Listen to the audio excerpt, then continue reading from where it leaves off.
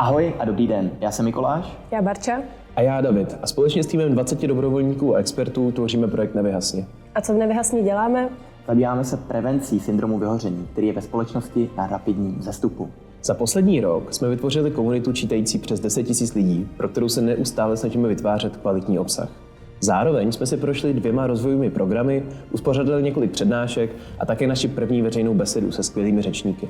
Naším obsahem jsme oslovili více než 500 000 občanů České republiky. Dále spustili první terapeutickou skupinku pro lidi, kteří si nějakým způsobem procházejí syndrom vyhoření a zvítězili v soutěži Social Impact Award, která hodnotí projekty s mimořádným společenským dopadem. Naše aktivity jsme doposud financovali z vlastních zdrojů a nyní se na vás obracíme s prosbou. Abychom mohli v projektu nadále pokračovat, potřebujeme vaši finanční podporu, která nám pomůže dále šířit osvětu a připravovat obsah, budovat portál nevyhasni.cz a také připravovat programy pro veřejnost i organizace. Bez vás to nezvládneme, tak do toho pojďte s námi.